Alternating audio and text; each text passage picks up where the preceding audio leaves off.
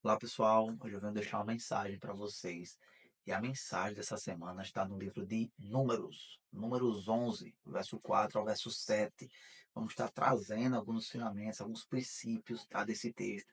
Vamos estar lendo também Êxodo, Êxodo 1, Êxodo 2, Êxodo 16. Vamos estar fazendo esse complemento, tá, com a mensagem de Números 11, certo? A gente vai ver aqui em Números 11 que os israelitas eles se queixam, eles murmuram, eles transbordam ali, eles falam da sua insatisfação mediante a provisão do Senhor.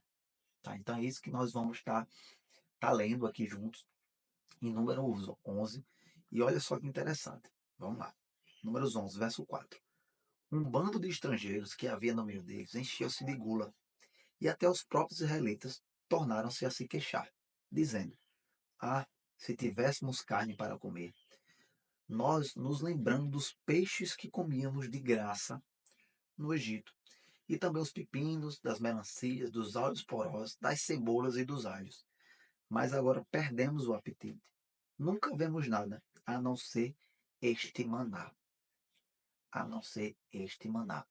Eles, de certa forma, expressam, tá, a sua insatisfação com a provisão do Senhor. Todos os dias o Senhor derramava para eles o pão do céu.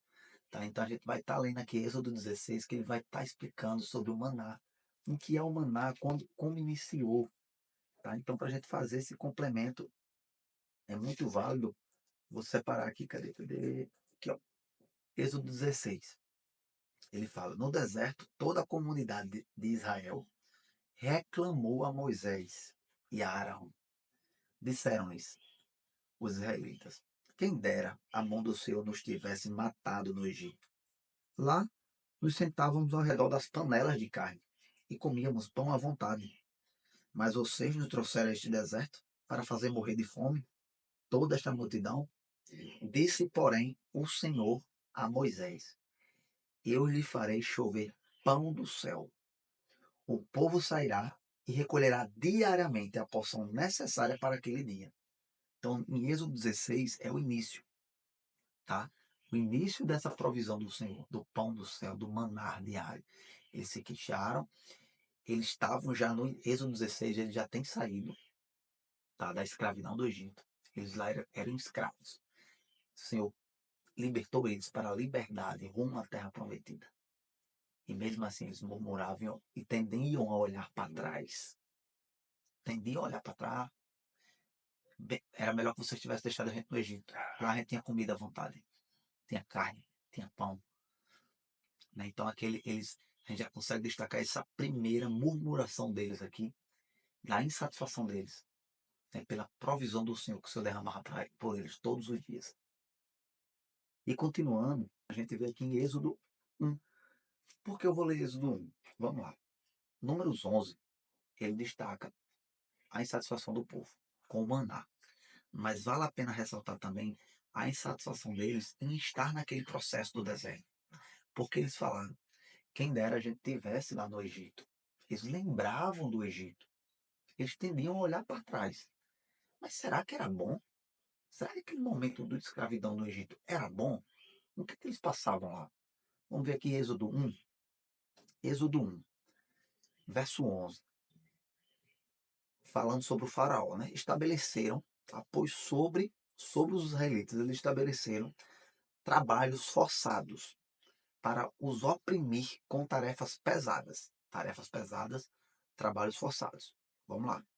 E assim, os israelitas construíram para o faraó as cidades.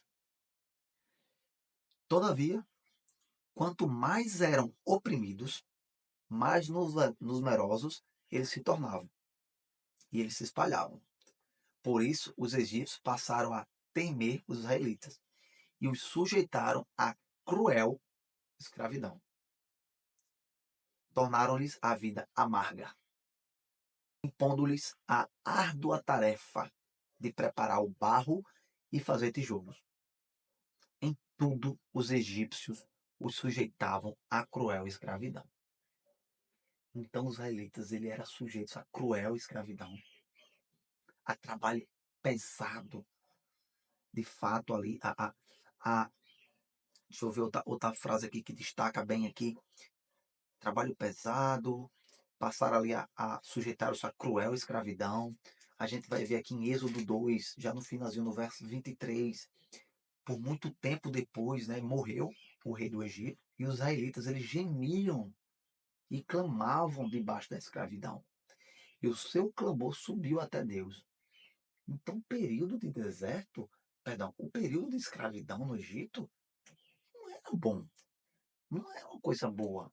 E porque quando eles estavam, mediante o processo, eles estavam na escravidão, sendo maltratados, torturados, sendo massacrados, humilhados, tá? Mas aí eles tinham comida de graça, né? Vocês entendem? Eles estavam aqui, ó, escravos, escravos, maltratados, trabalho forçado, mas tinha comida de graça na boca. Tinha comidinha ali toda horinha. Tinha a comida deles, certa? A carninha deles, né? E aí o Senhor convida eles, tira eles daquela escravidão. Tira ele daquela escravidão. Entende? Conduz ele rumo à terra prometida. A liberdade, liberta eles. Porém, escravidão, processo e terra prometida. Tem que passar pelo processo. O deserto para ser moldado. E foi nesse deserto, rumo, estavam libertos, rumo à terra prometida, a promessa do Senhor sobre a vida deles. E eles começaram a murmurar, lembrando, tendiam a olhar para trás, lembrando. Ah, no Egito tinha carne de graça, tinha peixe de graça.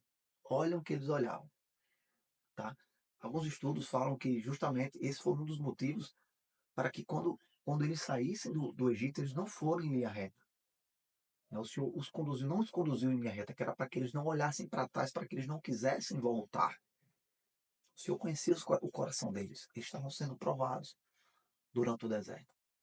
Mas o que eu queria destacar aqui, além disso, né? Essa questão de olhar para trás, da onde o Senhor nos tirou, estamos indo sentir o nosso propósito, aquilo que o Senhor tem para nós, para viver de fato a alegria plena diante dele, né? De passar pelo processo, pelo momento do deserto, de amadurecimento, de ensinamento, de algo novo nas nossas vidas. Em alguns momentos nós tendemos a olhar para trás, tá? Tendemos a olhar para trás. É isso que esse texto que eu queria trazer para vocês, um dos ensinamentos. Que nós não olhemos para trás, que nós mantemos nosso olhar fixo à frente. Provérbios 4:25 fala disso. Que vocês possam manter seu olhar fixo à frente, o que está diante de vocês. O que o Senhor está lhe guiando. Rumo à terra prometida, rumo aos processos da vida. Passaremos por processos, por desertos. Tá? Mas lembre de onde você estava, de onde você está, de onde o Senhor te tirou, de onde o Senhor está te colocando, né? Dos ensinamentos. Né? O Senhor te convida, te chama para a liberdade, de fato. Para ser livre, né, diante dele, dos preceitos dele, da ordenância dele. Tá? E nessa passagem de Números, nessa passagem aqui de Êxodo 16, Êxodo 1, que eu li aqui, Êxodo 2, a gente vê justamente isso.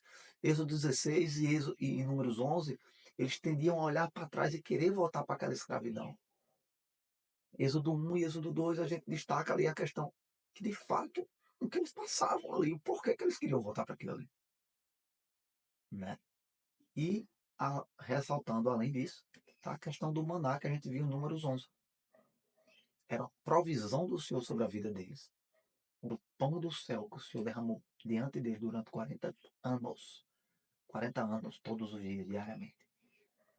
Em alguns momentos, o que eu queria destacar em relação a isso? Em alguns momentos nós estamos vivendo o milagre do Senhor que nós pedimos em oração em algum momento. Nós clamamos por algo ao Senhor. Ele nos capacita, Ele nos conduz, Ele nos entrega. Estamos vivendo isso que nós pedimos a Ele em algum momento. Só que tendemos, depois que nós conseguimos esse milagre que nós tanto pedimos, ou nós esquecemos daquilo que pedimos, nos tornamos pessoas ali ingratas, ou até insatisfeitas com aquilo que o Senhor está fazendo ou fez por nós.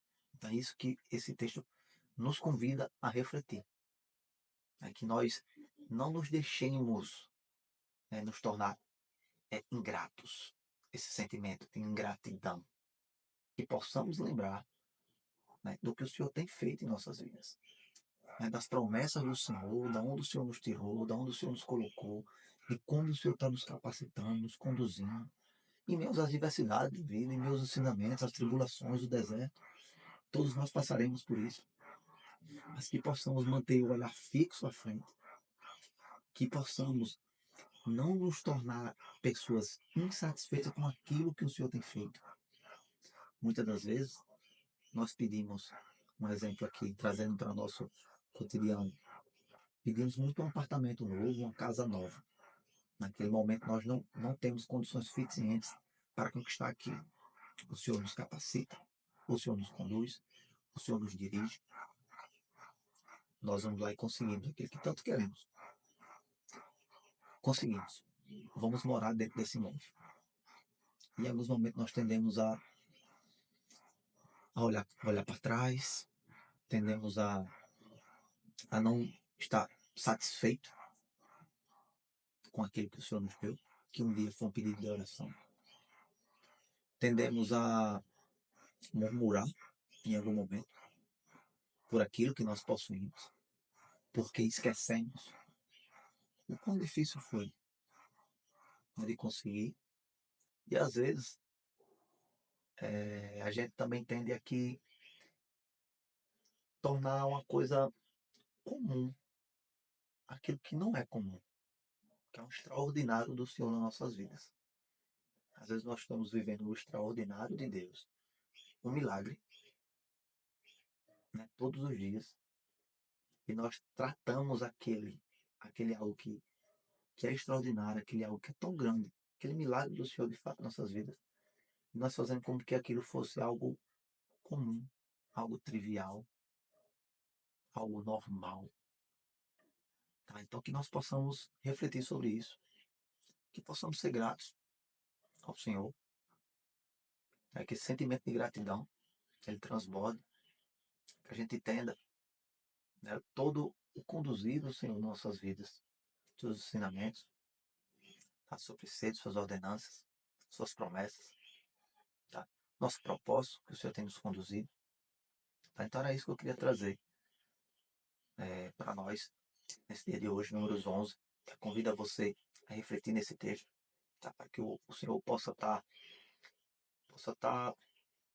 incentivando, possa estar ensinando, né? Individualmente, tá? Individualmente, cada um intencionalmente, é que você possa se colocar diante do Senhor, né? Diante da leitura bíblica, né? Diante dessa passagem, e deixe que o Senhor brade em seu coração, que o Senhor traga essa reflexão para vocês.